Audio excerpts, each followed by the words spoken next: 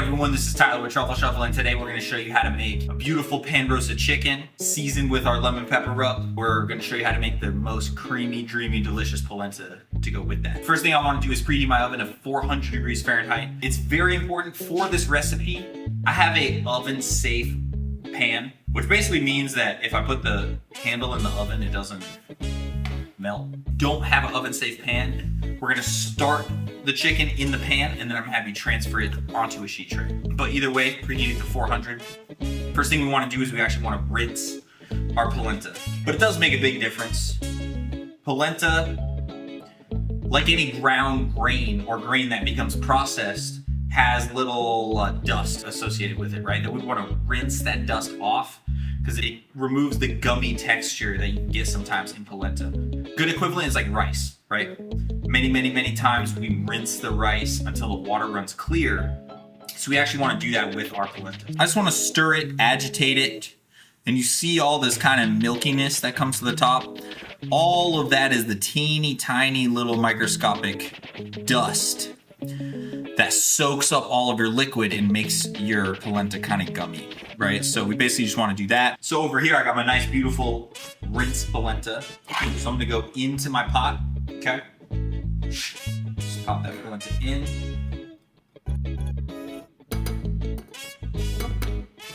Along with my chicken stock, okay? So I'm gonna go ahead and add a pinch of salt, right? We always wanna season in layers. And what I mean by that is, we do a project, we add a pinch of salt, right? We season lightly, but a few times throughout the cooking process, and that's really gonna help make sure your food tastes more delicious. I'm gonna bring this up to a boil. Once it's boiling, we're gonna turn the heat down to a simmer, and we're gonna simmer and whisk that polenta from time to time until it is fully cooked in this nice, beautiful texture. So what I like to do is cut my zucchini in half, right? Give myself a flat edge. All right. We're just gonna cut this into little 1/4 inch, all right, to 1/2 inch thick planks. First we got our planks, now we got our batons. So again, we're going about 1/4 inch, all right, thick over here.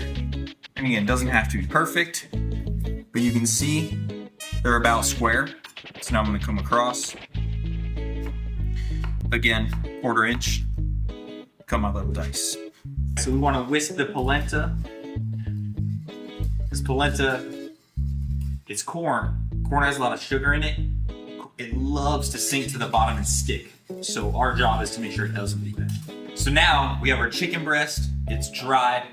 Again, our chicken has been tempering for about 10 to 15 minutes. This is really important. Basically, you take your thawed protein out of your fridge, get it nice and dry, let it sit on a plate on the countertop for at least 15, if not 20 minutes before you cook it.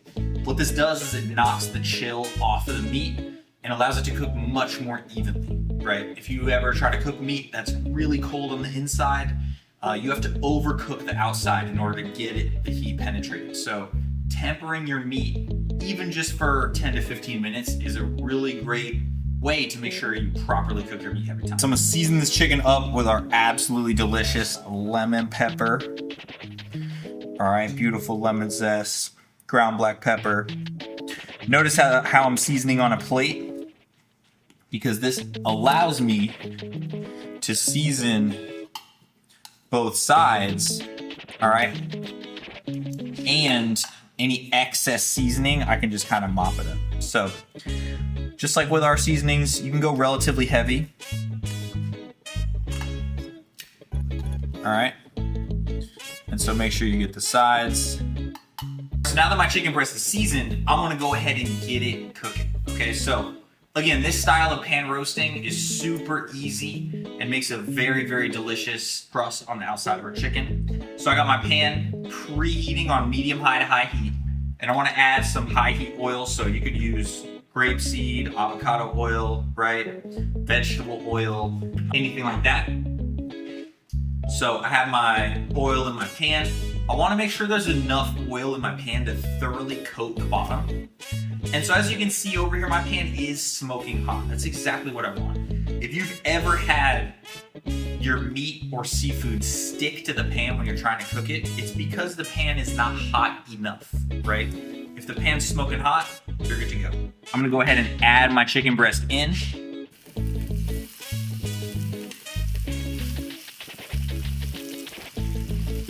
I just want to cook the chicken on this one side until it starts to brown. So I'm still on medium-high heat, okay?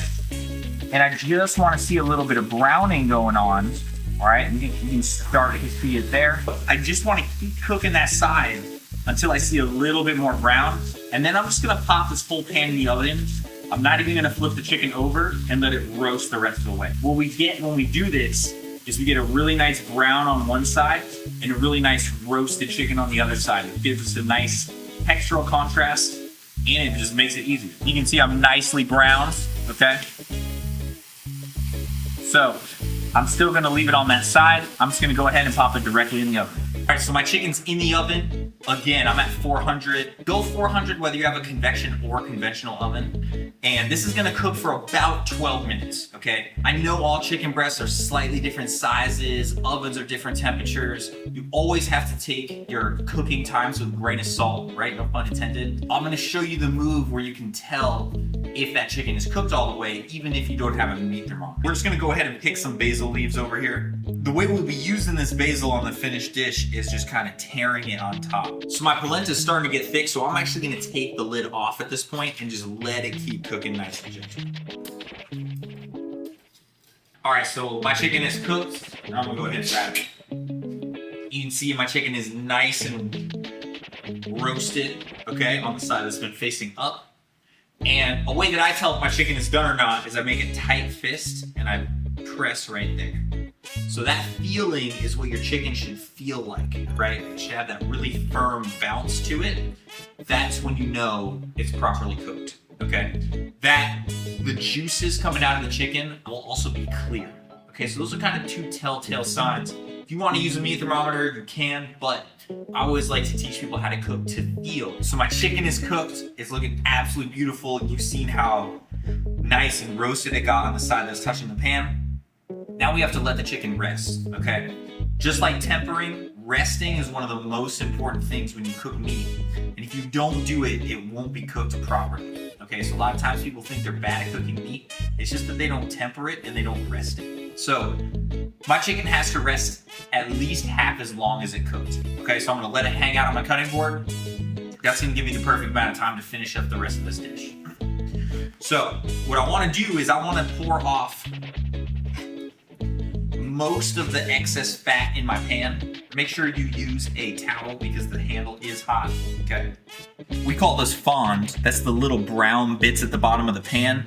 That's gonna give us a ton of flavor in our finished dish. We're gonna go ahead and add our zucchini into the pan. Pop our zucchini in, give it a little stir, okay? And we'll give it a little toss. I'm gonna season this with a little pinch of salt. And we're gonna cook this zucchini on this medium heat until the zucchini is cooked. And it's lightly caramelized. It just needs to cook a little bit longer. I'm gonna go ahead and add my garlic in at this point. Just because our garlic doesn't need as much cooking time as the zucchini does. And I'm gonna add just another pinch of our lemon pepper seasoning.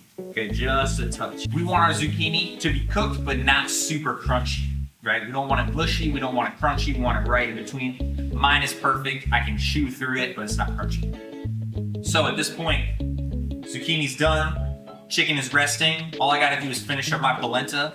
We'll carve this chicken and then we'll get eating. Polenta is one of those dishes where it's a porridge, right? And so when we add things like butter and cheese to it, just makes it that much more delicious. I want to go ahead, I'm going to start with my butter, okay? My polenta is cooked.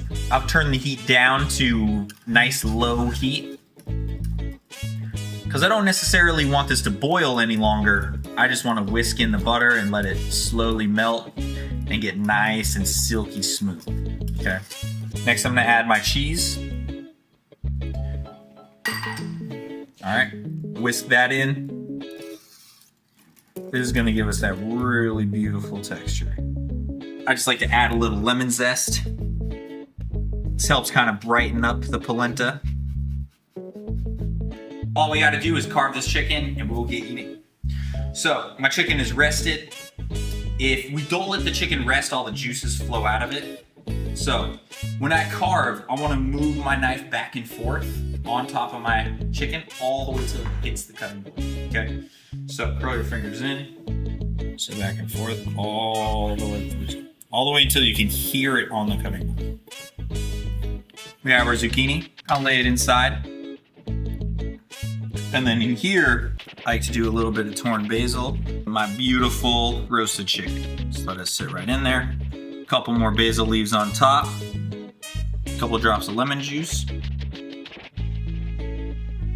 One final sprinkle of our lemon pepper seasoning. All right, so there you have it. We have our delicious pan roasted chicken breast with our lemon pepper seasoning on top of creamy polenta and a little roasted zucchini. Enjoy.